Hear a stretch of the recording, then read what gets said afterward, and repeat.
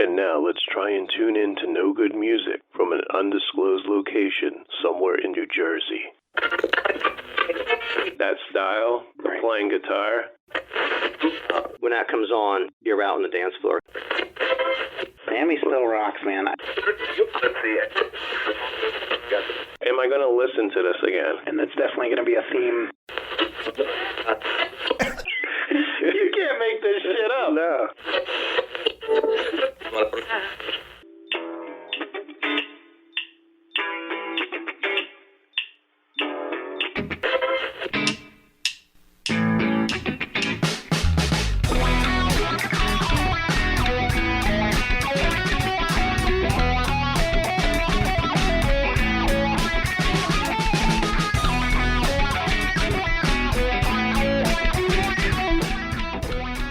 Hey everyone, this is Rob.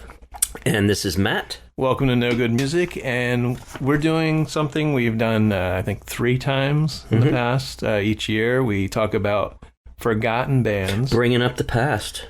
Bands that you may have never heard of before, but were maybe popular within a certain period of time. Many of you might know the bands, but don't know much about them. Don't know if they're still even living. Yeah. Yeah.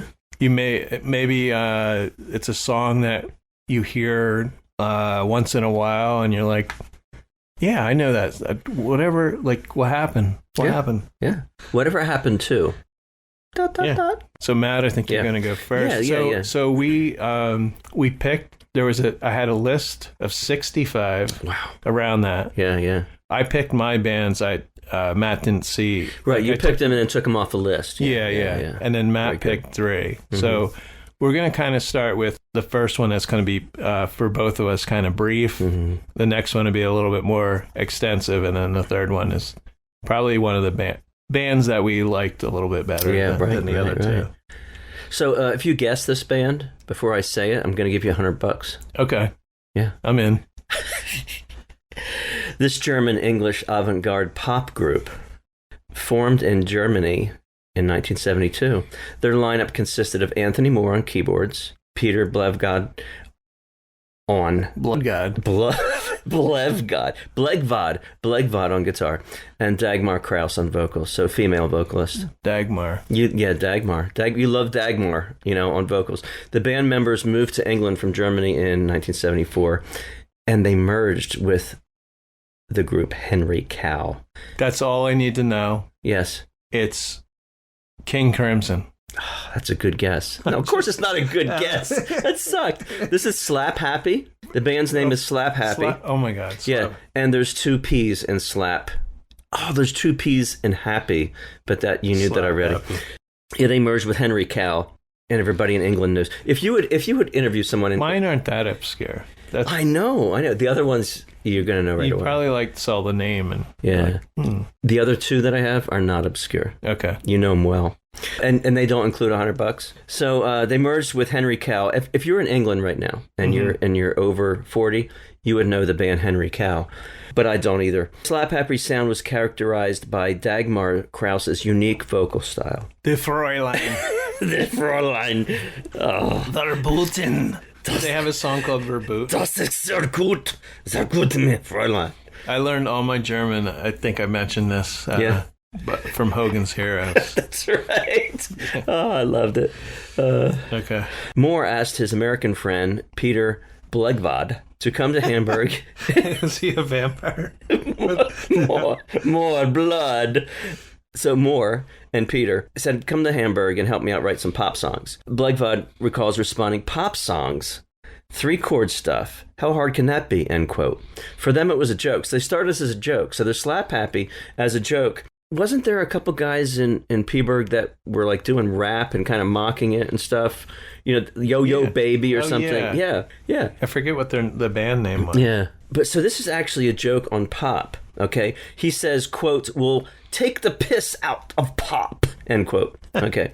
So calling themselves Slap Happy, Moore and Blegvad wrote a song, Just a Conversation, in 20 minutes. Calling themselves Slap Happy, Moore and Blegvad wrote a song, Just a Conversation, in 20 minutes. They recorded it in a studio with a rhythm section backing them. But when the pair found their singing was not working, they asked Moore's girlfriend and future wife, Dagmar, to sing. Maybe it's a common German name, Yeah. but Dagmar? Dag. Didn't I used to say that when I was a kid, like a curse word? Oh, that's dadgummit. Never mind. It's close. And Dagwood was a cartoon character. Yeah. She had sung previously on stage in several groups, but she wanted to stop. She reluctantly agreed to sing. Okay, so I think that kind of plays into the whole band structure and stuff, because she's reluctant from the start. So they transformed Slap Happy from a joke into something unexpected. So there we are. They began writing what they called naive rock. Naive. I don't know. I think it's like that duo from Peeberg, kind of writing some, I don't know, naive rap songs or something. Yeah, I don't know. Yeah. They weren't totally clueless. They didn't know what was going on. The Peeberg guys or Slap Happy? The Peeberg guys. Oh, yeah. And they released an LP in a long playing record, by the way, if you're too young for that. The LP was released in 1972, so we were youngins. It didn't sell well, primarily because Slap Happy refused to perform live. Oh, yeah, like the Pet Shop Boys. Yeah. So what have I done to deserve this? Yeah. In early 73, they left Germany for England. Henry Cow, that's another band. Now, is it KOWL or something like that? No, it's actually like the bovine cow. Yeah, female Okay. Henry the female bovine. Nice. Yeah. So Henry Cow is another band who recently signed with Virgin Records. They heard a tape of the trio and heard it was rejected also by Virgin Records, but they were impressed. English audiences liked Krause's German accent. So we're not in the UK. We don't know what that's like to have, be in the UK, but to hear that German accent, but they liked it. Yeah. Mm-hmm. So Virgin added Slap Happy to the roster in 73. Let me see what else we got here. It was not until the 1980, so that's like 7 years later, so what we're talking about, that Recommended Records released the original Casablanca Moon as which is Casablanca Moon spelled backwards. Okay. Like so Bojuxton. Yeah. It's like, like if you would take a juxtaposition into a word, it would be Bojuxton. Yeah. This is so weird. This is really weird. They take their hit 7 years later, release it, and spell it backwards. Which is Casablanca. Like no one would notice. like they couldn't actually say it, right? Yeah. It got fair reviews. Casablanca Moon spelled backwards. So again, they're friends with this band Henry Cow, right? It's bizarre. They were not touring, but they played some gigs together under the name, catch this, Slap Happy / Henry Cow. Okay. Yeah, that rolls off your tongue. Okay, the success of this collaboration surprised everyone, considering how dissimilar the bands were. The music often had a Berlin cabaret feel with a taste of avant-garde jazz. Now, you've never heard that sentence ever before. Mm-hmm. That's bizarre. They should have named it Slap Cow. Happy cow, happy slapped cow. Yeah. Henry the happy slapped cow. Yeah. Tanita Tikaram would never go see them. No. We need to talk about Tanita sometime. Yeah. All right, just a little bit more on Slap Happy. I told you they merged. It was an album in 1975 called In Praise of Learning.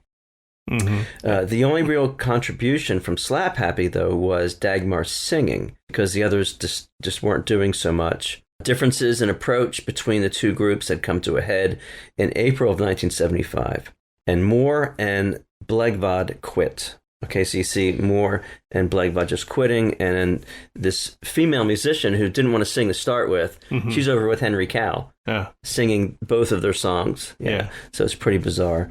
Suggesting that Henry Cow's music was too serious and political for their liking. So Moore and Blegvad, they were just in it to... just like a Beastie Boys thing, mm-hmm. or a Yo-Yo Baby thing, just mocking, here to mock and make some pop. And Henry Cow was just too serious for them. So it's credited to Slap Happy featuring Anthony Moore. That was a single called Johnny's Dead. So they did one without Dagmar singing, and it's called Johnny's Dead. So we'll look for that. And this was the beginning of Moore's solo career, in which he changed his name to be spelled M-O-R-E, as in Moore. Yeah. So he changed his name to Moore. What year? Do you have a year? This is 1975. Yeah. I'm not going to get into the reunions and such, but I think this would be fascinating for any Europeans, anyone from the UK, to hear me giving this reciting this history on Slap Happy. When they, maybe Slap Happy, contact us. Give us the info. Give us the lowdown. Yeah, if you're from Slap Happy or the other band. Yeah. Yes, yeah. Email us. So Anthony Moore, if you're out there, give us a call. nogoodmusicpodcast@gmail.com. Come on. Yeah. We'll interview you. We'd like to know about why it's not called Happy Now, Cow. are they still, the original members still alive? And are they... Matt's throwing his papers on the floor. I'm done with this. Are they no more, or are they still kind of functioning? That's what I always like. I'll get to that in a second. But Dagmar, her nickname, Daggy.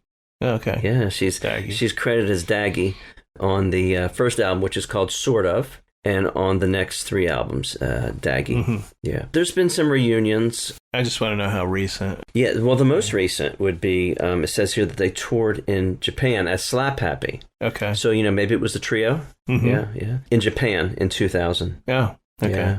Well, that's still 23. Yeah. 24 years. Still 24 years ago. They were playing on stage without any backing musicians. I'm going to guess it was the 3 of them. Maybe. I still want to think it's 2003 for some reason. 2004. So 24 years ago. So the most recent, yeah. But we have the question, when they merged, they really couldn't come up with something other than Slap Happy Henry Cow. I know. Yeah. Happy Cow. Slap the cow. Happy Henry. Really, Happy Cow would do it. Yeah. Yeah. So that's the first one that... Okay. If you had this one and I tried You're to guess... not going to guess this one. Yeah, okay. Well, I knew you wouldn't guess the last one. Okay, their sound was influenced by Bo Diddley. They were a key part of London's blues rock scene. London's blues rock. And they were pretty much progressive rock and psychedelia sound. Mm-hmm. So there we go. Have I heard of them before? I've just heard of them and that's about it? I've kind of heard of this band. King Crimson. No. Oh. Pretty Things. No, I don't know Pretty Things. I know Poor Things, but... They were pretty much from 67 to 75. Mm-hmm. I don't like where this mic is. Okay, there we go. I hear you clearly. Okay. Yeah, you're... Now I'm going to have it. Yeah, push it back again because you're hitting your cap. No, you were really clear.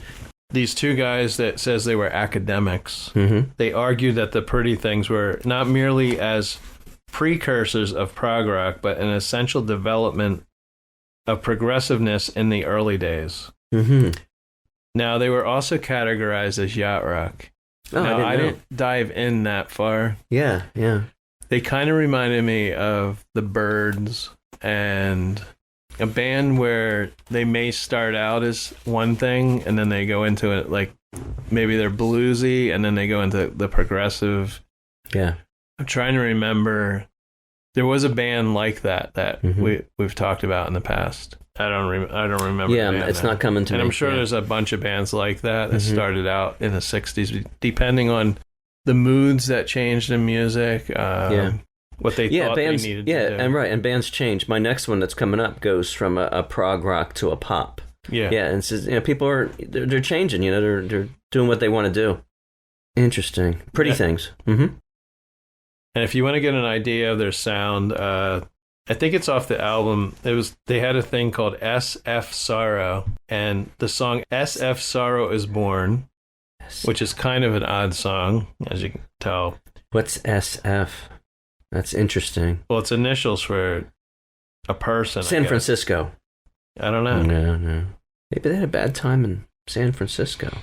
And then I See You, which is actually psychedelic, mm-hmm. and Balloon Burning is actually a bluesy, like a blues song. So you can see they go from like a folky to psychedelic to bluesy. Right, with a title like Balloon Burning. That's it's pretty odd. Yeah. Now, there's 4 compilation albums I found. Greatest Hits, 1965. 25 mm-hmm. songs are on that. Yeah. SF Sorrow, 1968, 17 songs. The EP Collection Plus, 1997, 26 songs. and Parachute. Okay, how do you fit 26 songs? I mean, this is a They Might Be Giants kind of thing with 21 songs. And that's the EP. I guess it was from their EPs. They made it into a collection. Yeah. Parachute, 2010, 26 songs. Yeah. Now, they were formed in September 63 in Sidcup, Kent, taking their name from Bo Diddley's 1955 song, Pretty Thing. Mm-hmm. And they were active until 1971. So they were only active for, like the Beatles. Yeah, 6 years. Whatever, yeah. They released 5 studio albums, including the debut, The Pretty Things. It was on the UK albums chart at number 6. SF Sorrow was the first rock opera album. Probably before The Who's Tommy. You know, they had 4 EPs, 15 UK singles, including the top 20 UK single chart, Don't Bring Me Down, and Honey I Need. Now it says they reformed later in 1971 and continued through to 1976. Okay, so 9 years anyway. Yeah. They issued 3 more studio albums. They reformed once again from 79 to 2020, and they released another 5 studio albums. From 79 to 2020. Yeah. Wow. Now the group was formed by vocalist Phil May, who was in the band ever present until his death in 2020. So that pretty much ended the band. Yeah. Guitarist Dick Taylor, he left before the end of their first incarnation, but he rejoined for the entirety of the third incarnation. So this is another band. I'm pretty sure, well, my other 2 bands pretty much have many incarnations. Right. You know, where a band just decides to continue on with different members. Maybe there's only one member. It will not die. like Foreigner has, I think, 1 original member. Yeah. Maybe. I don't know. So their first 3 singles appeared in the UK singles chart in 64 and 65. Rosalind, number 44 or 41. Don't Bring Me Down was number 10. And the self-penned, I guess those 2, well, if this says self-penned, the other ones were covers. Yeah. Honey I Need at number 13. They never had a hit in the U.S. Yeah, because I've not heard their name before. Yeah, that's new for me. But they had considerable success in their native United Kingdom, Australia, New Zealand, Germany, and the Netherlands. Now, there's something interesting. In 1974, the band were one of the first acts signed by Swan Song Records. Yeah. The label created by Led Zeppelin and Peter Grant. Peter Grant became their manager. Original rhythm guitarist Brian Pendleton, he died of lung cancer in May of 2001. Their ex-guitarist and keyboard player Gordon John Edwards, he also played for the Kinks in the late 70s. He died in 2003. Depression-related suicide. Phil May died at age 75 in 2020 after complications after hip surgery. Now, May 2020 saw the release of 2 tracks from an upcoming stripped-back acoustic-driven album recorded by May Taylor and Mark St. John, not the guy from Kiss, because there was a guy in Kiss, Mark St. John. This was before May's death, and the album Bare as Bone, Bright as Blood was released September 2020. Wow. That's recent, yeah. Yeah. So that was my first band, so I listened to some stuff. Like I said, I recommended, those compilations and those couple songs. Otherwise, I wasn't real impressed. I don't think I'd go back and listen to them, honestly. I tried to listen to my band, and Apple Music has nothing. Yeah. Nothing? Yes. There's no Henry. They don't exist. There's no Henry Cow. They are Slap truly Happy. Forgotten. No Holy Cow. Henry Cow. Yeah. Poor Slap Happy. Yeah.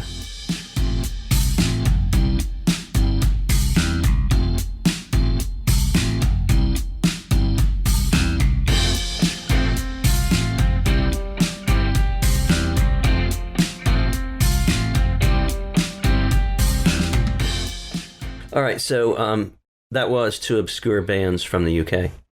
Yes. Yeah. Next up, are you ready? Are you ready? Are you ready for it? Okay, this British glam rock band rose to prominence in the 1970s. Yeah. Okay, glam rock. Yeah. Their best known lineup consisted of lead vocalist Brian Connolly, bassist Steve Priest, guitarist Andy Scott, and drummer Mick Tucker. They formed in London in 1968. So we're just, getting potty trained and toddling around here. Mm-hmm. Any idea? I'm going with either Slade or... Slade is that old, really? What's the other? Okay, I'm going to give you another hint. Some of their songs sound a little bit like Queen. So it's Queen feel.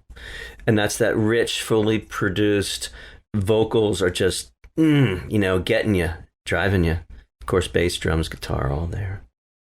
Okay, so... I don't know. They were originally named Sweet Shop. Oh, Sweet. Sweet, yeah. That's what I was thinking of. No. Yeah, I said Slade, and I was thinking of the other. Yeah, S. okay, the S in your head, yeah.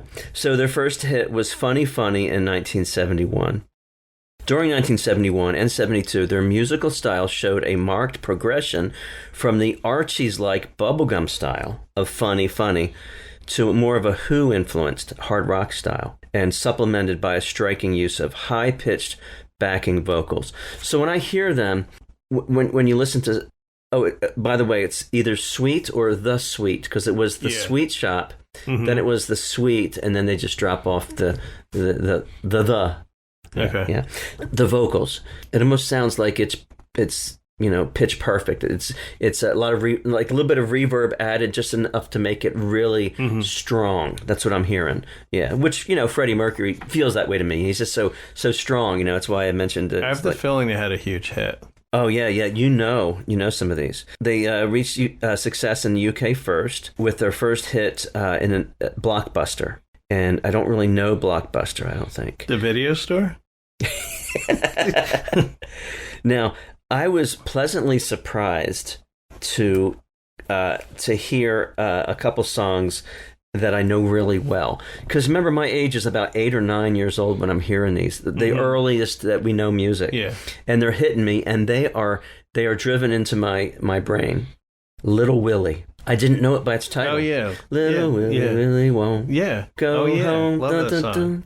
Yeah, I love it. That's 70s, right? Yeah. This is all 70s, yeah. Okay. But like I said, I'm only 8 or 9 years old. So, Little Willie, and the two others, three others that you know. You ready? Ballroom Blitz. I was going to say Ballroom. Ah, you didn't. Because I was thinking, is that them or is it the other band? Yeah. Fox on the Run. Yes. Fox on the Run I love, and Ace Frehley put out a couple, they're called Origins albums, which are cover songs. Yeah. And he does a great version of Fox on the Run. Yeah. So I read the lyrics to Fox on the Run. It's about a groupie. And she doesn't look as good as she did. Mm-hmm. And he recognizes her, and it's like, yeah. What are the lyrics now? You used to have a pretty face. So that's written for a groupie that doesn't look as good as she used to. And then, of course, an excellent song that we all know it's really different when you hear it. Love is Like Oxygen. Yes. Yeah. Love that. Yeah. So I was pleasantly surprised by Little Willie. Yeah, it's like, oh, I know that song like so well. It was really special. It's weird because they're like Ballroom Blitz is totally different than Love is Like Oxygen. Right. It's totally different than Little they're all yeah.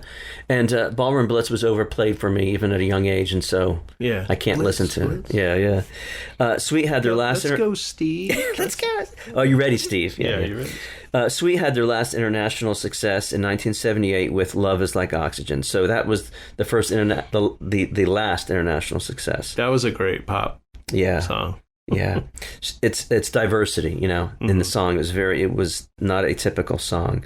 Yeah. Connolly left the group in 1979 to start a solo career, and remaining members continued on as a trio until they ended in 1981.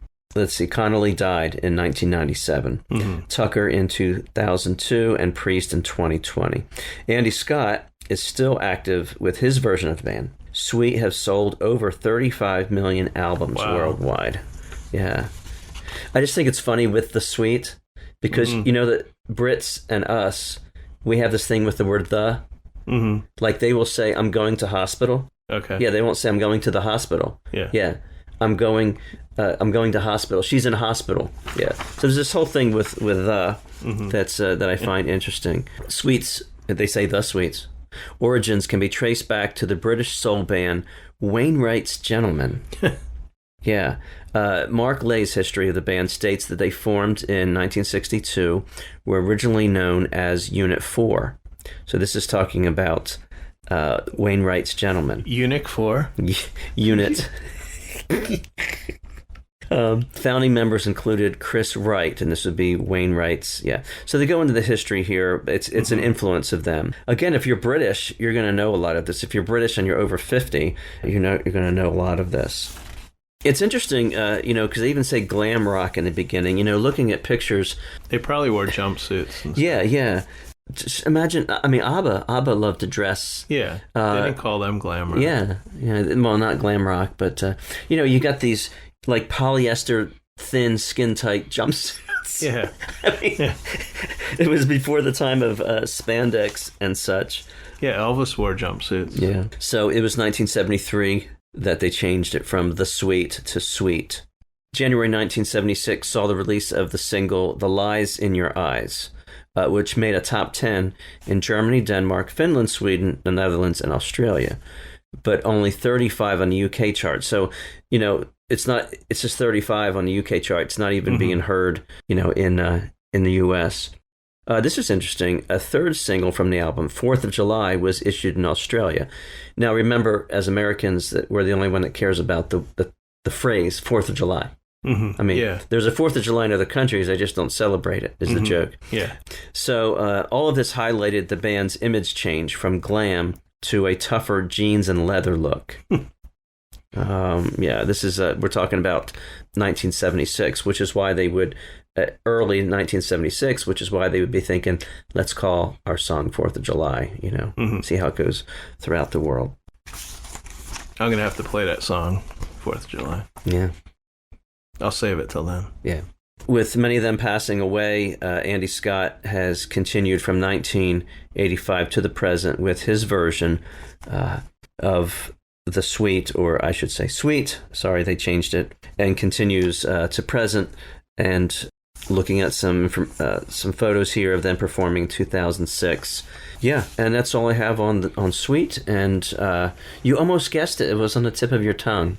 Mm-hmm. It was right there. It was just So when you said glam rock, yeah, I don't know. Yeah, I kind of my mind went. Your picture. I think you're picturing them. Yeah. Yeah. Yeah. So check out "Love Is Like Oxygen" and check out "Little Willie." We had a friend that goes by William now, and we probably sang it to him, in seventh. Yeah, we called him Willie. Yeah, Willie, little Willie. Well, yeah, interesting. Because if you listen, like I said, if you listen to those three songs, if you heard them on the radio separately, you wouldn't think it was the same band. You wouldn't. Seriously. And it sounds like they didn't have many members change. Yeah, not too many. Yeah, not like the third one that I have. It's a 15-member change. This next one I have for you. So what do you got, Rob? So this band, I actually remember from the 70s, mm-hmm. and they were prominent from 68 to 72. That doesn't mean they didn't carry on after, but I remember hearing a lot of these songs. I always thought the guy's voice was very cool. The lead singer, his name is John Kay. I don't know my people very well, do I? Is it hard rock or prog rock or It's like true like rock. Uriah Heep. No. Oh, okay. It's Steppenwolf. Oh yes. Yeah. Very good. So they were a Canadian-American rock band. Did not know that. They were formed in late 67 in Los Angeles by singer John Kay. I always thought they were, I don't know why, I always thought they were British. I think because of the name Steppenwolf. Yeah. It's kind of mysterious. Yeah. And a lot of times we can't distinguish the Canadians from ourselves, I don't know. A lot of times we don't think of it. I think when I was young, I either thought a band was either American or British. Yeah. How can something good come out of Sierra Leone? Yeah. Except I knew Rush was from Canada. Yeah, yeah. So it was formed by John Kay, lead singer, keyboardist Goldie McJohn, drummer Jerry Edmonton, and they were all formerly of the Canadian band The Sparrows. Guitarist Michael Monarch and bass guitarist Rushton Morev were recruited via notices placed in Los Angeles area record and musical instrument stores. They sold over 25 million albums worldwide. Wow. They released 7 gold albums, 1 platinum album.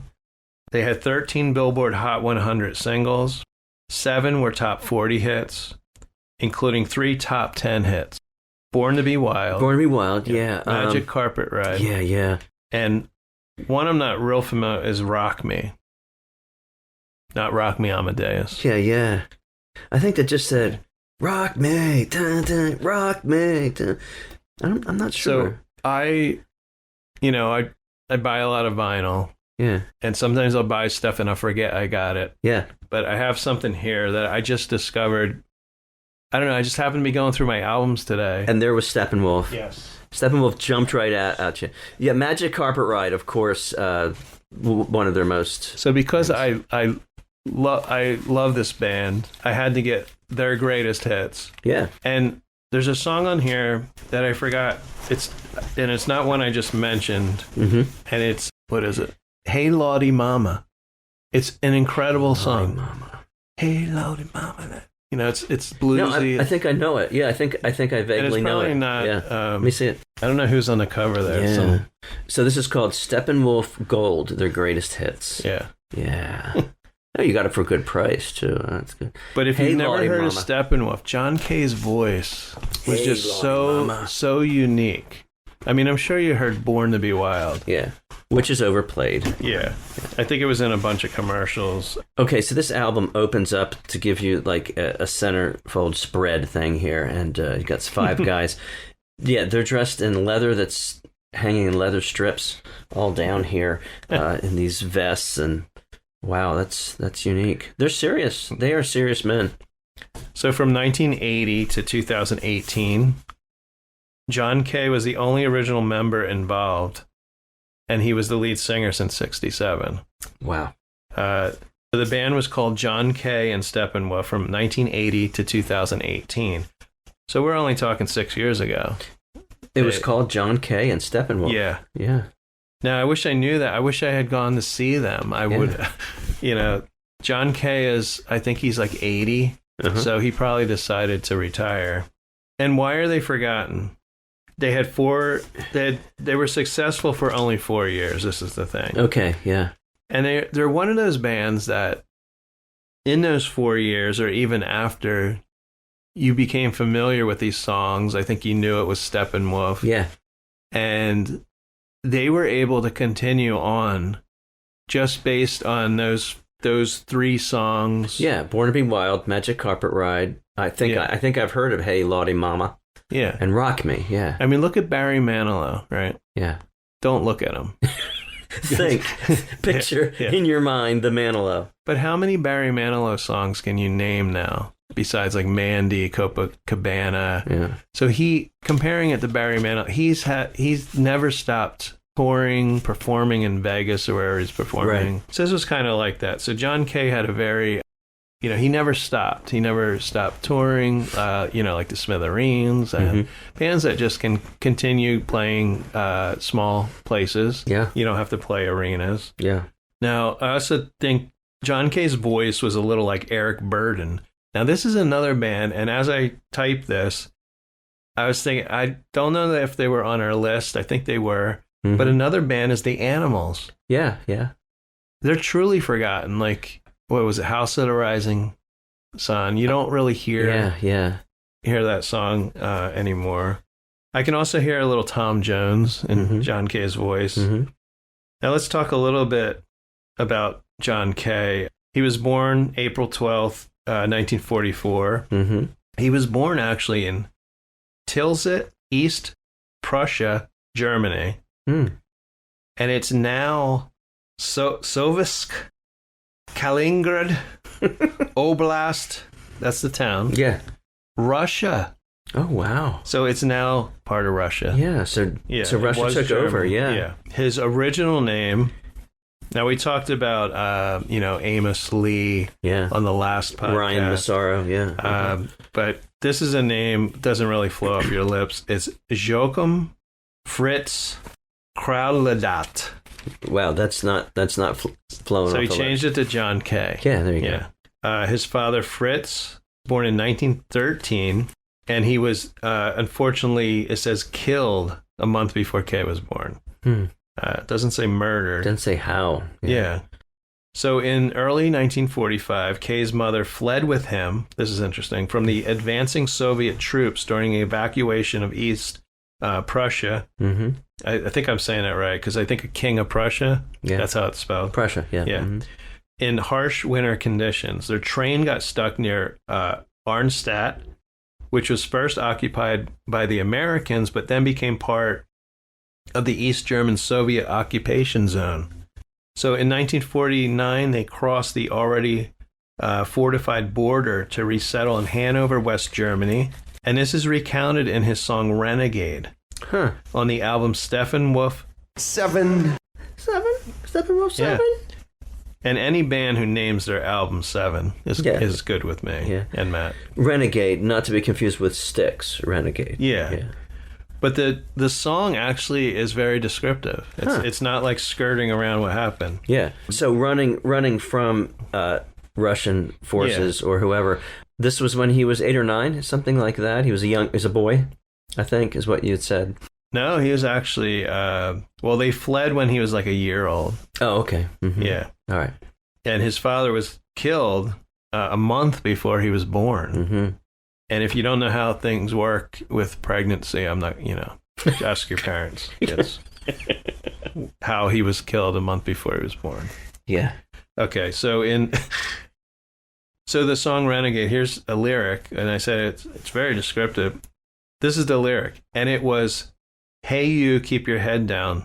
Don't look around. Please don't make a sound. If they should find you now, the man will shoot you down." It's basically a diary of what he experienced. Yeah. So now living in the British occupation zone, the young Joachim, who could not speak or understand English, was first inspired by and learned about rock and roll music while listening to Little Richard on U.S. Armed Forces radio. Wow. His family moved to Toronto in 1958, and teachers had a hard time pronouncing his birth name. So that means he was 12 or 13, very formative age there. Yeah. So he was called John and the letter K, John K. Mm-hmm. So that's where he got the name. And lazy teachers. And he added the AYs. Yeah. 5 years later, they moved to Buffalo, New York. Mm-hmm. So in the early 60s, Kay worked at the Troubadour Club in Los Angeles, says without success. And after hitchhiking to Canada in 1965, he was invited by fellow German-born bass player Nick St. Nicholas to join the blues rock band The Sparrows. Oh. So it all makes sense because they are kind of bluesy in a way. So somehow he connected with another German-born person in Canada. Yes. It's fascinating. Yeah. Like maybe he met him at a club or something, yeah. So the Sparrows had moderate success in Canada before they moved to California, and they changed its name to Steppenwolf in 1967. Now, John Kay and Bono, and I'll tell you in a little bit how they got the name Steppenwolf. Yeah, I'm interested, yeah. So now, John Kay and Bono have something in common. Age, no. And let me see, do you have the album there? Yes, here it is. I want to see if it reflects on... All right, so I'm thinking that the ages wouldn't be too far off. Well, that's not a good... These aren't good photos. Okay. Bono. Why is that man yelling? Do they both have an alter ego, like McFisto? Yes, McFisto. No, that's not it. No. Do they both like to drink beer? Yes. Possibly. Yes. That's still not it. Yeah. They both wear sunglasses a lot. Okay. Now, so does Stevie Wonder. Well, John Kay wore sunglasses all the time. Oh, okay. Like interviews. Yeah, I didn't know. Yeah. Like Bono. And people make fun of Bono because they think, the rock star, the big old rock star. The big old rock star. That was my Arnold. You're thinking of Biggie. Biggie Smalls. Okay. Getting silly here. We only had one beer, too. Yeah. Oh, if I had my sound effects board, Dr. Phil would have told us about beer. He still can. Yeah. So in a 2023 interview, I gather he didn't do interviews, but somehow he did an interview last year. Oh, wow. James Clash got an interview for Forbes magazine in August of last year with John Kay. Forbes, of all things. Yeah. Forbes magazine? Really? Yeah. That's bizarre. And John said, I have what is known as acromatopsia, a birth defect. There are about 40,000 of us in North America. It comes in 2 flavors, he said. One, extreme light sensitivity, hence the dark glasses, and 2, total color blindness. He said, my whole world is essentially black and white photography. And he says, I also have a genital astigmatism, which is not what you think, genital, in my left eye. Banded together, these issues make me legally blind. I don't drive on public streets, so he drives on lawns, I guess. If you don't like the way I drive, stay off the sidewalk. He says, I'm very familiar with Uber. Yeah. In fact, I just came from a doctor's appointment using it. Now, in a 2014 interview with Bono, yes. when asked why he wears sunglasses, that he's battled with eye disease, he said he's battled with eye disease, glaucoma, for more than 20 years. And now it would be 30. Yeah. So now more about Steppenwolf. Find out where they got their name. Yeah. In late 1967, Gabriel Meckler, who was a producer, he also worked with Three Dog Night on their big hits. Yes. He urged Kay to reform the Sparrows and suggested the name change to Steppenwolf, inspired by the novel Der Steppenwolf. Steppenwolf. By German author Hermann Hesse. What does it mean? What does Steppenwolf mean in German? I must know. Hopefully we're not saying something. Der Steppenwolf. Steppen. So their first 2 singles were A Girl I Knew and Sookie Sookie. Sookie. Not to be confused with Sookie from True Blood, the TV show. Oh, okay. Yeah. Now the band finally rocketed to worldwide fame. We don't have any rocket sound effects. Oh, there we go. That's 4th of July. After the 3rd single, Born to Be Wild, was released in 1968, as well as their version of Hoyt Axton's The Pusher. Wait, The Pusher? The Pushin' Man? The Pusher? Yeah. I think I know that one. Yeah, I think I know that one too. Yeah. Now, if you've never heard of Born to Be Wild, get on your phone, look it up. Gritty vocals, and I say chukka guitar. And there's a solo in there somewhere. One of the most memorable songs ever, I think, for us. Yeah. You want to get on your motorcycle in your car, drive fast down the highway. And loud. Fast and loud, yeah. And when the cop pulls you over, you simply say, I had Steppenwolf. I have here. I had the Steppenwolf too loud. And they'll say, Steppen who? And you go, not the who. What? Yeah. And then they'll give you a ticket. Yeah. Because they'll never have heard of Steppenwolf. Forgotten band. Yeah. Steppenwolf. So, yeah. So, Born to Be Wild and The Pusher were both prominently used in the 1969 cult film Easy Rider. Oh, yes. And both songs had been originally released on the band's debut album. And in the movie Easy Rider, the song The Pusher accompanies a drug deal, and Peter Fonda stuffing dollar bills into his Stars and Stripes clad fuel tank. Oh, wow.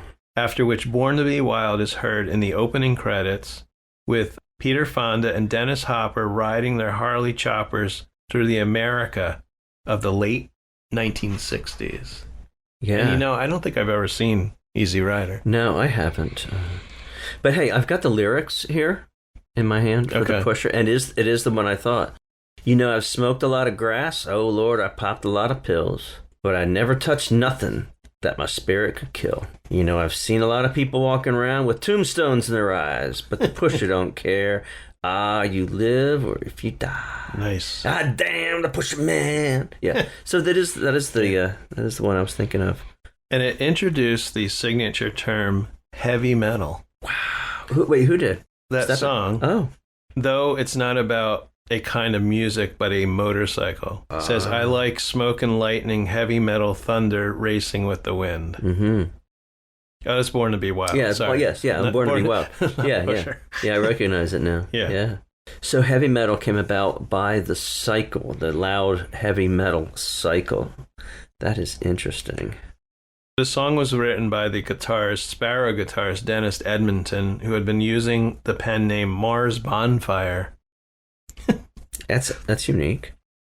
And then the song had reached number 2 on Billboard Hot 100 August 68. It sold over 1 million copies, awarded a gold disc. In 1968, Steppenwolf played one of their biggest shows up to that time at the Fillmore East, sharing the bill with Buddy Rich and Children of God. The group's following albums had several more hits, including Magic Carpet Ride, reached number 3, Rock Me, which I'm not familiar with, and then their album Monster which questioned U.S. Vietnam War policy, was the band's most political, of course, album. And then the following year, after Monster, the band released Steppenwolf 7, which included the song Snowblind Friend, another Hoyt Axton pen song, about the era and attitudes of drugs and associated problems. Now, Hoyt Axton had written a song that Three Dog Night recorded, and it Never Been to Spain. Yeah. So Hoyt Axton also wrote that. And then there were several changes in the group's personnel, of course, made over the first few years. Now, a couple of these are a little strange. Yeah. Bassist Rushton Morev was fired from the group in 1968 for missing gigs after he became afraid to return to Los Angeles, convinced by his girlfriend that it was going to be leveled by an earthquake and fall into the sea. Wow. Yep. Early conspiracy theories. Yeah. Yeah. Nick St. Nicholas, he was let go in the mid-1970s. St. Nick. He had supposedly appeared in nothing but rabbit ears and a jock strap. Oh, my God. At the Fillmore East in April 1970. And his habit of wearing muumuus and caftans on stage began to wear on John Kay. Okay, I don't know what muumuus and caftans are, so it's muumuus, like I think a long, just like dress like. Yeah, this is some wild 70s shit here. Yeah. Now, Kay had a penchant for leather vests and pants, was more in line with his image, or with the image he wanted for the band. Probably with nothing underneath the leather vests and pants. Yeah. So the band broke up after a farewell concert in Los Angeles on Valentine's Day 1972. Kay went on a brief solo career. He scored a minor solo hit in 72 with I'm Moving On. Moving on. They reformed in 74 with its core lineup of Kay, Edmonton, and McJohn, along with bassist Biondo, and newcomer Bobby Cochran, Eddie Cochran's nephew, on lead guitar. And in the fall of 76, the band broke up again. Yeah. So after Kay disbanded, Steppenwolf former members Goldie McJohn and Nick St. Nicholas formed a revival act called New Steppenwolf. Yeah. 1980, they reformed with John Kay again. It sounded like he owned the Steppenwolf name. Disbanded, reformed in 84, so we got back and forth. And then the band performed what they then labeled their farewell concert on October 6, 2007 in Maryland. However, the band, rejoined by bassist Gary Link, began touring again in June 2009. So I have here, like most musicians, you just can't quit performing. Yeah. You know, Yeah, it's in your blood. It's their art. Yes. You know, beer is in my blood. Yeah. In case you're wondering. So they were not. So they were nominated for the Rock and Roll Hall of Fame in 2017. They were not inducted. Yeah. Didn't make it. Still not in the Rock and Roll Hall of Fame, but Dolly Parton is and Cher. Okay. Yeah. Put them together. Yeah. So out of the original lineup, only 2 are still alive. John Kay and Michael Monarch. He was in the lead guitar from 67 to 69. And the other guys have passed away. John Kay, announced on November 22nd, 2019 at the band's October 14th show would be their last. Mm. He announced it in November that their October Was their last. Oh, I guess they weren't performing, and he's like, no, that was our last show. Yeah. That's what he's saying. Yeah. He's 80 years old. He lives in Vancouver, British Columbia, and he also has a home in Nashville. If he's 80, we should interview him because that's our thing. Yeah. We need to find him. Yes. When we say the 80s, we don't mean the 1980s. Yeah. We mean the age 80s. Yeah. Oh, I got something. I did find out what Steppenwolf means. So the steppes are the grassland plateaus in southeastern Europe, and so a wolf of the steppes is Steppenwolf.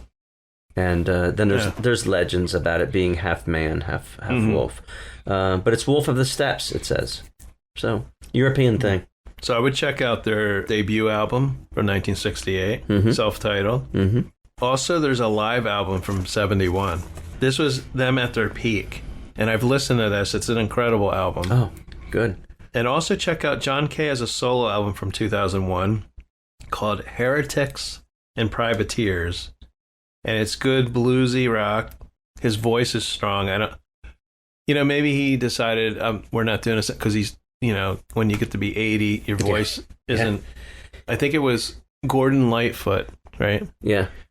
I saw him performing. He was outside somewhere in a square. In your singing. Yard? Yeah. Was he out there with Pat? But he was Gordon in and Pat 80s, and he sounded awful. Yeah. God rest his soul, because I guess people do what they love doing, but it was sad. Yeah. Hearing. He continued on, but it would have been his time to stop. Now, I can only find albums up to 76 on Apple Music for Steppenwolf. Their last album is nowhere to be found. Rise and Shine from 1990. Wow. Yeah. Be interesting listen, though, wouldn't it? So Steppenwolf, check them there out. It is. Wolf of the Steppes. Yeah.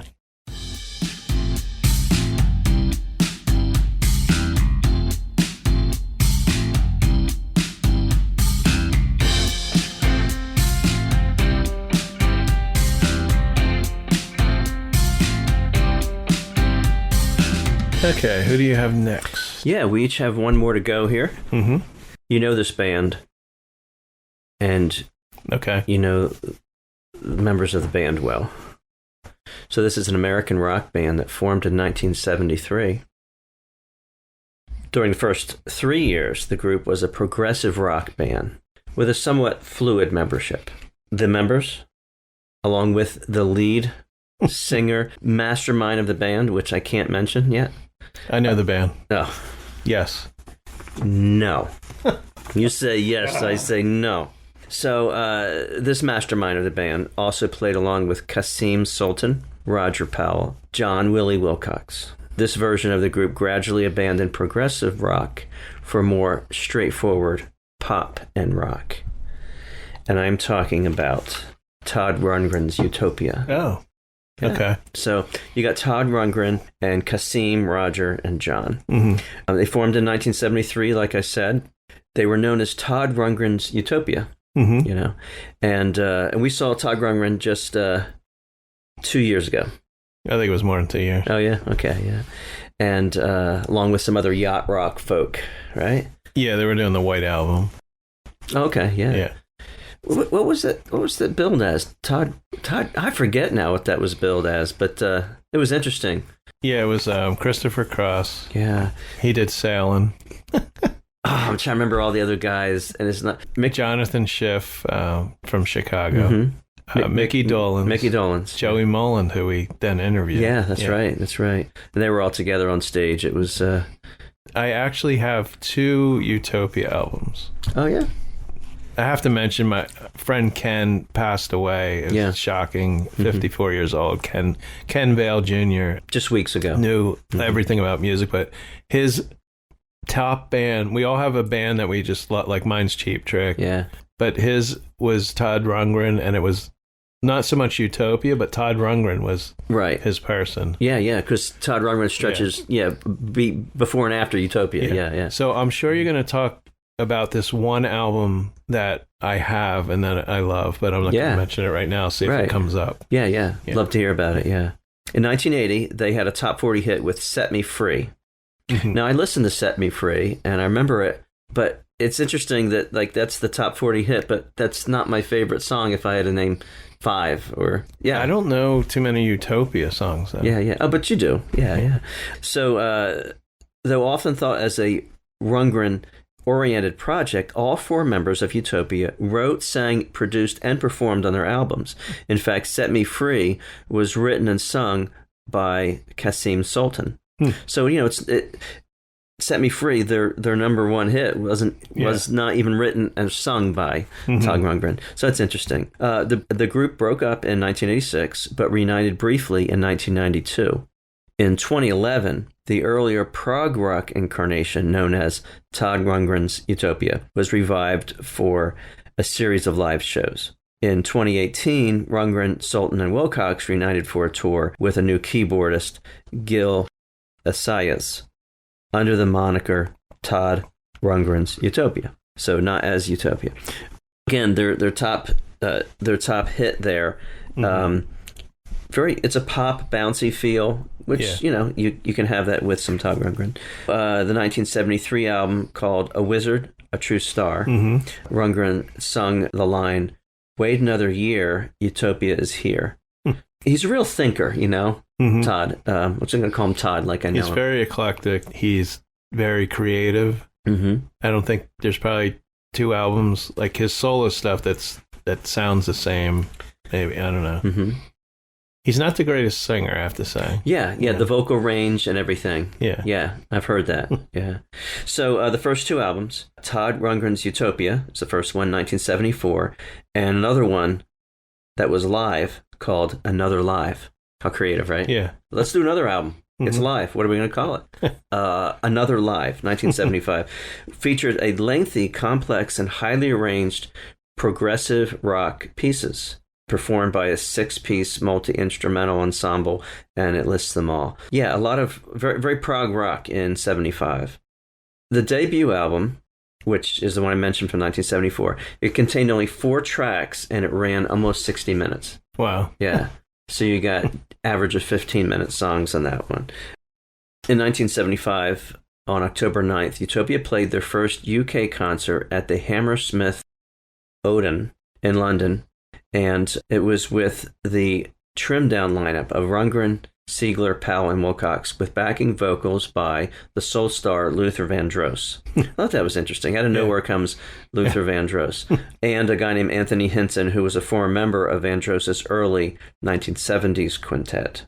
In 1976, Rundgren, Powell, Siegler, and Wilcox were the lineup for Utopia on an instrumental album entitled Disco Jets. Have you heard of this one? No. Disco Jets, yeah. It was a disco arrangement of the Star Trek theme. Oh, it included one. It included a disco arrangement of the Star Trek theme. So, not Star Wars, because this is the time of Star Wars, right? Star Wars. What year was that? 76. Yeah. Yeah. But it's Star Trek, in fact. Disco Jets. Very interesting. 1977 album, Whoops, Wrong Planet, was an even more pop-oriented album. And it had a song that you know well, and that's Love Is the Answer. You know that song. I think I do. Shine on Me. Okay. Love Is the Answer. Yeah. And this was the one they used to close out their sets. It later became a big hit for England Dan and John Ford Coley. So that's probably the version I know of it. Yeah, Love Is the Answer. Utopia had 1 Billboard Top 40 hit, and I said that already, Set Me Free, from their Adventures in Utopia, 1979. That same year, they issued, so you have early in the year, Set Me Free, and then later in the year, they have an album called Deface the Music. Yeah. And that's the album I have. That's the one you're talking about. Yeah. And it says here that it is an overt pastiche. I had to look up the word pastiche, which is creating something in the style of someone else. Yeah. Yep. So I had to look up that word. I'm probably still butchering pastiche. To Mercy B and Sgt. Pepper's era of music of the Beatles. Yeah. So that's why you know it. It received some positive critical acclaim. Yeah, just how it related to the music and the style of popular of the time. What do you know about? Is that the album that you were I don't mentioning? know a lot about it, but because I just got it recently. Oh, okay. But I know it's Beatles inspired. Yeah, Deface the Music.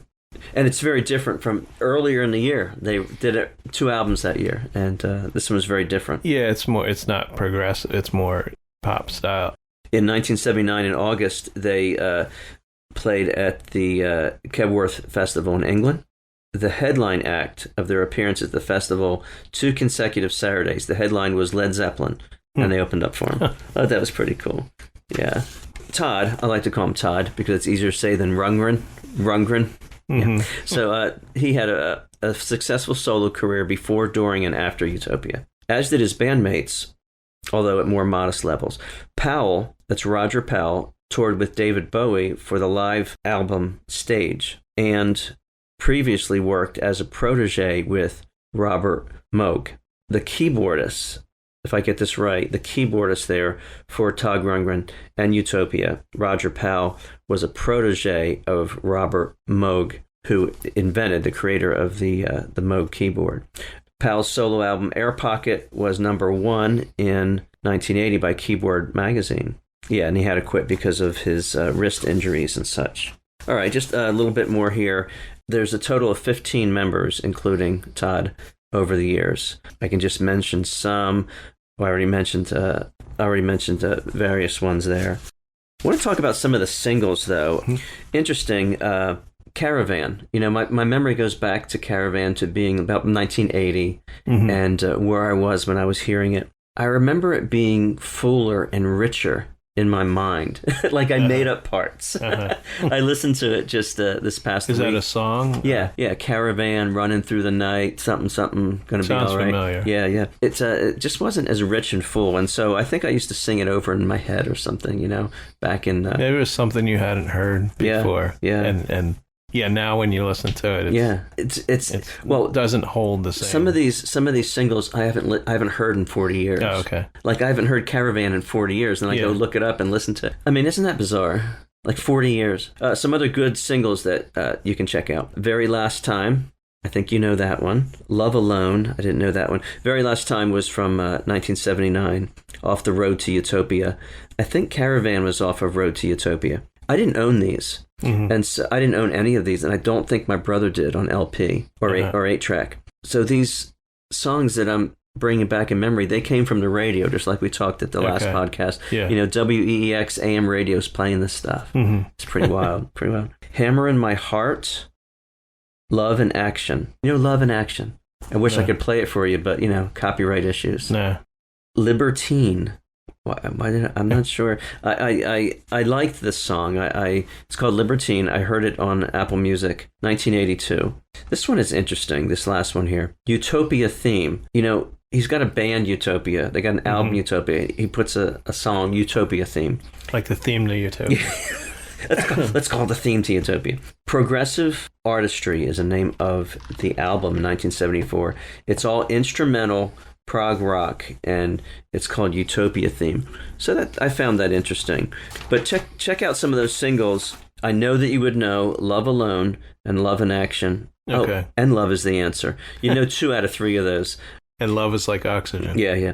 Love is the Answer is real smooth and slow. Yeah, there you got it. You almost guessed it with Yes. But you know what's also interesting about this time, I was into Yes, the band, and ELP and Traffic. Schweitzer turned me on to Traffic, and didn't buy any Utopia or Todd Rundgren albums. I didn't. Maybe, you know, it was a matter of money. You know, that extra $7. Yeah. I don't know, but it's wild because I like it, but I own some other albums from the ones I just mentioned.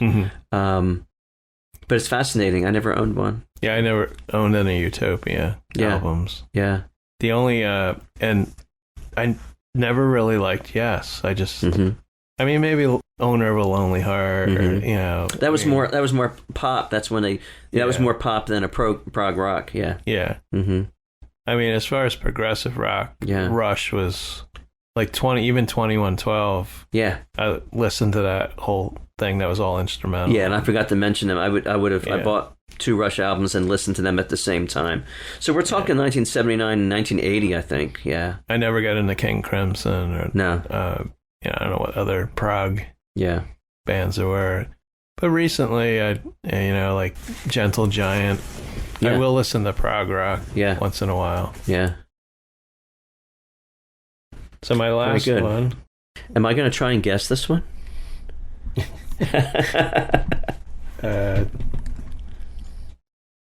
Okay, so my next band, here's clues. Let's see if Matt can guess. I don't think he will. Yeah. They're an American country rock band. Molly Hatchet. No.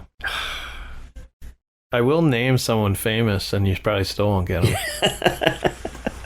Perhaps best known, the band, for its connection to band founders Graham Parsons and Chris Hillman, formerly of the Byrds. Saying Matt still doesn't. So, Alan Parsons Project. No, this is Graham Parsons Yeah. from the Byrds. Yeah. Yeah, I'm not getting it. Now, this is a band that I always heard the name, never really sought them out, but I actually Which is them. why we're here today. Yeah. Yes, exactly. The Flying Burrito Brothers. That's the band? Yes. You never heard of them? No. It's like saying cheese string incident or something. So No, I have not heard that. Yeah. now you mentioned Todd Rundgren and how they had 15 different members. Yeah. but Oh, this is the one with the high I'll body get to count. it. Yeah. I mean, I'll get to it in my little article here, but I want to say it was around 50 some. Wow. Yeah. Now they went through a lot of different changes. Give me the name again. The Flying Burrito Brothers. Okay. They have 8 albums as the Flying Burrito Brothers. 8 albums. Yeah. One, which I found interesting, as Sierra. They considered themselves the Burrito Brothers. Right? 6 as just the Burrito Brothers. They have 3 albums as Burrito Deluxe. And that's what I order at Taco Bell, Yeah. the Burrito Deluxe. And one album as the Burritos. Yeah. Okay. Yeah. They're known for their influential 1969 debut album, The Gilded Palace of Sin. Do this is like I came from a different dimension because I know none of this. Yeah. Yeah. 68 to 69, Ian Dunlap and Mickey Galvin, formerly of Graham Parsons International Submarine Band, or ISB for short. Yeah. The old ISB. Yeah. We all know that. They founded the original Flying Burrito Brothers, and they named it after Parsons informed them of his new country focus. It still doesn't tell me where they got the name. Yeah. Sounds like a circus. When they named the band, these members, Ian Dunlap and Mickey Galvin, they never really recorded anything. So that was the first incarnation that never became. So they were playing live and stuff and didn't record, didn't put out an album yet. Yeah. And this was after heading east, and they allowed Graham Parsons to take the name. Okay. So with the original incarnation out of the picture, the, in quotes, West Coast Flying Burrito Brothers were founded in 1968 in Los Angeles, California, by Graham Parsons and Chris Hillman. Yeah. So it's a West Coast thing. Yeah. The bassist keyboardist Chris Etheridge. He was also in the International Submarine Band.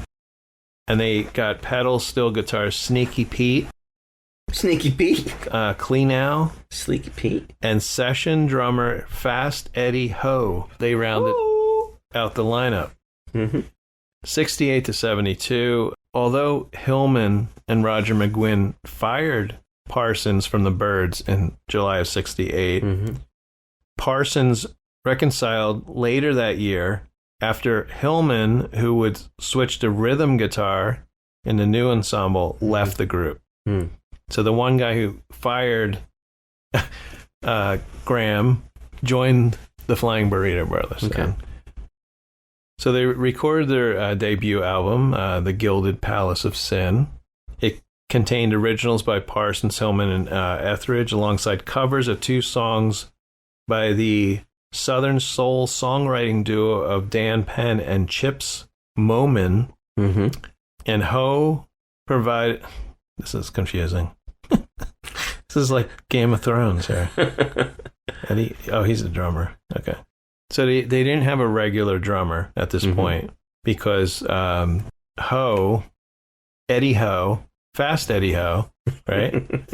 He proved to be unable to perform adequately due to a substance abuse problem. He was dismissed after recording 2 songs, and it led the group to employ a variety of session players, including former ISB drummer John Cornell and Popeye Phillips of Dr. Hook and the Medicine Show. Dr. Hook. It's a name I know. So despite widespread critical acclaim upon its release in February 1969 for its pioneering amalgamation of country, soul music, and psychedelic rock, the Gilded Palace of Sin stalled at number 164 on the Billboard album chart. So how is that their debut is what they're most known for? Maybe it became a cult, like a cult classic. It's got to be a cult following of some type. You know, it's such an obscure name. Yeah. It's not no one has ever said to me, hey, check out the Flying Burrito Brothers. And even though it didn't do well on the charts, maybe afterward people started listening to it. Right. Now, I listened to the album, and it reminded me of the Allman Brothers. But one song on the album called Christine's Tune sounds a little like, do you remember the song Amy? Yeah. By Pure Prairie League. Yeah. Know it well. It has that kind of sound to it. It doesn't sound exactly, but it reminded me of that song. You know, it's country rock, southern rock. Just hearing the name, like you said, you never heard the name before. Yeah. I imagine they were like Frank Zappa, like mothers of invention. They were like weird and strange, but no. Yeah. It was the total opposite. And I'd put them up there with the Allman Brothers. I mean, musically, they're really good. So they're serious musicians. You're saying they're like a little more straightforward and serious than, you know. Oh, yeah, definitely. They're pretty much known, actually, for creating the country rock genre. Oh. And others doing it, of course, were the Byrds, the Outlaws, Creedence Clearwater Revival, bands like that. Yeah. They just did become big. I wonder if it had been different if they didn't have such a weird name, like the Flying Burrito Brothers. Yeah. I mean, what about a name? What if they were called something more like the Allman Brothers or, you know, Outlaws? The Grahams. The Grahams. The Great Grahams. And that might have been the reason why I never really listened to them or bought any albums, is because of the name. Yeah. I'm just wondering about that. Yeah. Dissatisfied by the band's lack of success and unable to fully reconcile his predilection for R&B with the more conservative taste of Parsons and Hillman, Etheridge departed the group in the autumn of '69. With mounting debt occurring from the first album and tour and a failed single, The Train Song, A&M Records hoped to recoup some of their losses by marketing the Burritos as a straight country group.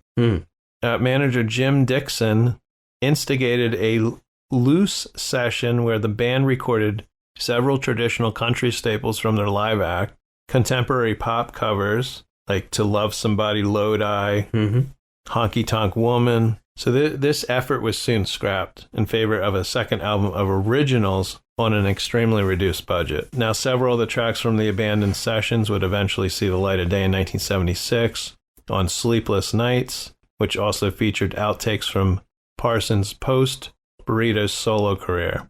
So, released in April 1970, Burrito Deluxe juxtaposed the band's inability to develop compelling new material with prominent covers of the Rolling Stones' Wild Horses, Dylan's If You Gotta Go, Go Now, don't know that one, and the Southern Gospel standard Farther Along. The album failed to chart entirely. Yeah. A month later, Parsons showed up for a band performance only minutes before they were to take the stage. Visibly intoxicated, he began singing songs that differed from what the rest of the band were performing. Wow. A furious Hillman, already incensed by the singer's penchant for showing up at $500 concerts in a limousine and increasingly Jagger-influenced showmanship, fired him immediately after the show, to which Parsons responded, "You can't fire me, I'm Graham." Yes, I can. And according to Hillman, the incident was merely the final straw. Parsons' desire to hang out with the Rolling Stones rather than focus on his own band's career was also a significant factor, which mirrored his 1968 dismissal from the Byrds. In 72, the band dissolved when Hillman and Perkins left to join the band Manassas with Stephen Stills. As Parsons' influence and fame grew, so did interest in the Flying Burrito Brothers.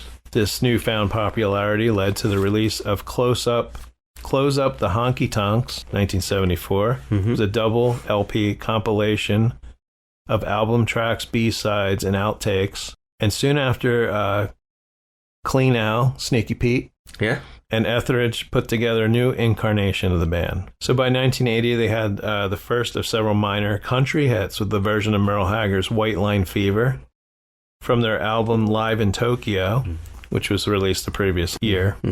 The early 1980s were a period of commercial success for the band. Curb Records encouraged the band to change its name. For most of the decade, they were known simply as Burrito Brothers. That's interesting because, I was at a different place with prog rock, hard rock, and then, getting into some new wave. So, I missed this the whole country rock scene. It wouldn't have been in New Jersey that much, maybe. Just thinking about a lot of places in the U.S. Yeah. It's not in North Jersey much. I think in the later 80s, maybe, like 38 Special. Yeah. Damn Yankees was another one. I don't know if they were 80s. I don't remember. So in 81, they received the Billboard Award for Best New Crossover Group for pop to country. And they continued to work with the top session players in Nashville and Los Angeles, logging an impressive list of singles for Curb Records. In the 80s, they toured Europe, were featured at the Albi Nashville Festival in Albi, France, performed with Emmylou Harris, Jerry Lee Lewis, Tammy Wynette at London's Wembley Stadium. Wow, I didn't know they were there. Wow. Now, in 1982, Sneaky Pete, the sole original member, he departed prior to the release of Sunset Sundown. Sneaky Pete. In 91, there was a new lineup. A lot of new lineups here. Now, I counted 54 members, not all at the same time. Yeah, obviously not. You need a big stage to do that. We go to 2002, and Sneaky Pete created a new burrito project. This band was called Burrito Deluxe. Yeah. This does sound like Taco Bell. I mean... because B-Land still had the rights to the original name at the time. The band featured Carlton Moody on lead vocals and Garth Hudson from the band on keyboards. And the first album of this incarnation, Georgia Peach, was conceived as a tribute to Graham Parsons. And I think we touched on this, I don't know why, maybe it was in our music news or something, like from our album anniversaries. Yeah. But Graham Parsons, he died in September of 73. He was 26, so he missed the 27 club. Yeah, didn't make it. Yeah. He should have made it. He should have held out. He died from a combination of alcohol and morphine. And I'm going to repeat it again, but there's a famous story about his friends. I don't know who they were. I don't know their names. To make his wish come true by taking his body, I think they took it from the airport or something, out to Joshua Tree National Park, and they were going to cremate him. Yeah. So they were going to burn his body out there? Yeah. Because usually cremation takes... They started to burn him. Yeah. Because cremation takes a higher temperature. I know. Yeah, than just, Well, his remains were then buried in Louisiana, and these friends of his ended up with a $750 fine. That's it. Trying to burn a body. Yeah. That would do it, certainly. Sneaky Pete was not involved in this, luckily. Yeah. So in 2005, Sneaky Pete left the band because of illness. Yeah. And there was no direct lineage to any of the original 69 to 72 lineup. Yeah. His final recordings appear on the 2007 album Disciples of the Truth, and Sneaky Pete passed away in January 2007, and he was 72. Now, in 2010, an English record label owner, Del Taylor, attempted to reactivate the band with any previous members he could find. Bernie Leadon, Chris Eldridge, Al Perkins, and Gene Parsons all agreed if Chris Hillman would rejoin. Hillman was not interested in the project, instead took steps to acquire the rights to the name the Flying Burrito Brothers so that he could retire the band once and for all. Yeah. So in 2011, a new lineup arose. This lineup toured as the Burritos, and they actually released an album called Sound as Ever. And the album included an unfinished Graham Parsons song. So after the last members of the Burrito Deluxe left, no objection from Hillman, as long as the word flying wasn't used. Yeah. The band trademarked and reverted to the Burrito Brothers and continued to tour and record. Now, 2 albums, this is interesting, is that 2 albums were released last year. I can't imagine that there was stuff still hidden, you know? No, these are new albums. Yeah. Together. And they released their first Christmas album, which I haven't listened to. I have a thing with Christmas albums. Yeah, I'm going to have to listen to it, though. Now, are you saying, what's the name here? Because so many names. Is this the Burrito Brothers or the Burritos? This is the Burrito Brothers. Yeah, or the Burritos. Yeah. No, the Burrito Brothers. Okay. I said as long as they didn't use the word flying. Okay, so it's the Burritos. Yeah. No, Burrito Brothers. Get it right, man. It really is like Taco Bell. This is the whole enchilada. Yeah. So the album Together they released, and the album simply called Christmas. Oh, that's original. Yeah. I don't know. I might have listened to some newer stuff because there's a lead singer is Chris James. Mm-hmm. He's keyboards, vocals, 2010 to present. And I have here, I don't really like his voice. He doesn't have a strong voice. Yeah. And I said it's like getting someone that sounds like Dennis DeYoung to sing in a country band. Yeah. It's he kind of has that Dennis DeYoung from Styx like voice where I don't know, he's just at the same level. Yeah. But he's not a horrible singer. In fact, the title song on Together, the strongest parts of the song I have that he sounds like Chuck Negron. So that's a compliment. But the songs aren't good, not country rock. The song Together sounds like I have here a commercial. Yeah. Similar to Real Men of Genius. Real Men of Genius. Yeah, that's what it sounds like to me. So Graham Parsons, this is the legacy, and I'm going to finish up here, is that he embarked on a solo career, of course, after being fired by Chris Hillman. He released 2 solo albums, continued to tour until his death. And that was at age 26, right? Yeah. I mean, he didn't live that long. No. Chris Hillman remains a successful singer-songwriter, 79. Mm-hmm. He has a book out called, and I'm actually interested in reading this if I didn't have so many books lined up, Time Between My Life as a Bird, Burrito Brother, and Beyond. Yeah. And it was published in 2020. Wow. And we can't say enough about Sneaky Pete. You know, we maybe Sneaky Pete. Yeah. Sneaky Pete. He continued to play with the Burritos off and on until his death in 2007. Mm-hmm. His full name was Peter E. Kleinow, Kleinow. That's why they called him Sneaky Pete with a last name like that. Yeah. He's also known outside of the music world as one of... He's a clown. he's a mime at SeaWorld. Well, let me say outside of the Burrito Brothers. Yeah. Because you'll love this, is that he... I'm not making this up. Okay. He composed the theme song for Gumby. Wow. Sneaky Pete. Yeah.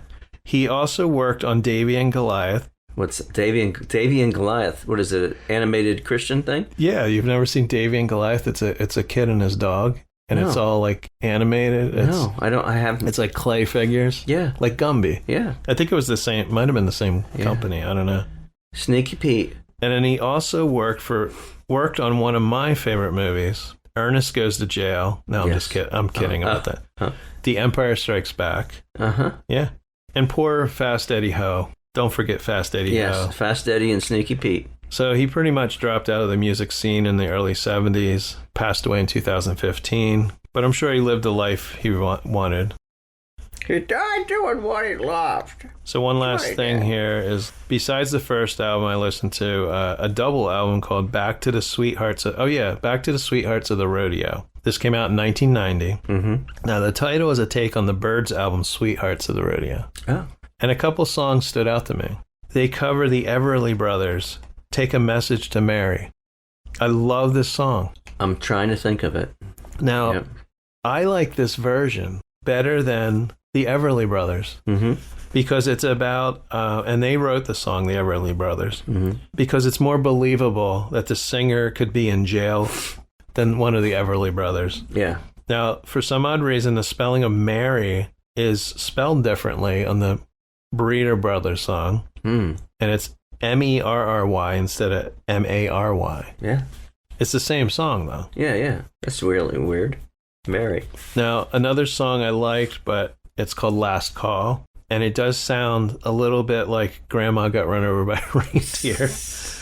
I wonder if the person stole it from them to write it. Now, Gil Gulbein, Guil Bean, he's singing on this album. I don't know how many songs are on here. There's a lot of songs on here, and it's that old country sound, like Patsy Cline kind of, with fiddle, I think. And I love it. Yeah. I love this sweet return back to the Sweethearts of the Rodeo. Yeah.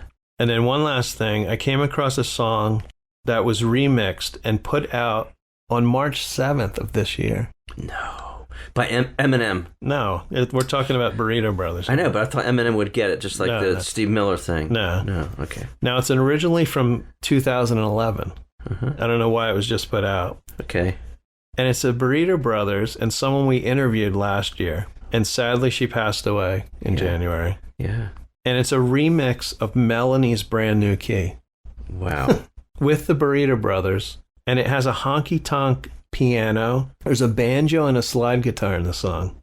Wow. So it's a very interesting version. And it's Melanie singing, and you can tell it wasn't the original vocals. It was probably recorded in 2011. Yeah. So that's interesting. Brand New Key. Yeah. So it all comes together. There's so many people who have done Brand New Key. The Dolly Rots. Melanie. Original. Sneaky Pete. I don't think he did a version. All right. Well, that's I learned a lot. I learned a lot about the burritos. Yeah. And the Burrito Brothers. Hopefully our listeners. And the Flying Burrito Brothers. The Flying Monkeys. Flying It's Mickey Dolenz. It's probably the country part of that, the country influence that I wasn't drawn to, and that's why I never owned any of the albums. Well, my mom owned Kenny Rogers, and she loved country, but I never went out and bought country albums. Yeah. So maybe we weren't really drawn to that. And this band sounds like, I don't know, it sounds like they weren't even played on the radio, or I don't know. Maybe they were good live and people just went to see them. Yeah, could have been that. Could have been a good live band. Yeah. And I think it's Graham Parsons, because he was in the Byrds. Maybe, if he wasn't in this band, maybe we wouldn't be sitting here today. Yeah, if it wasn't for Graham Parsons and the Burrito Brothers. So. Yeah. Another great musical history session. So thanks everyone for listening. And again, if you are a singer, songwriter, musician, and you have something new within the last year or two, email us, send us a link to your song, your album, and we could feature you on, as you heard in the last podcast, give it a listen, or we can just talk about you. So sounds great. No Good Music Podcast at gmail.com. And also check out our merch store on TeePublic. TeePublic. I think it's TeePublic /users, no good music. Just look up No Good Music. Yeah, No Good Music will get you there. And that helps us keep the podcast going. So thanks everyone for listening today. And remember, as always, turn off that TV. And turn up the music. You've been listening to No Good Music, intro and exit music by the band 99%. Today's show is produced and edited by Rob J. Lilly and recorded at the Did You Say 7 Studios in Washington, New Jersey. You can find No Good Music on Apple Podcasts, Podbean, Spotify, Pandora, and almost anywhere you listen to podcasts.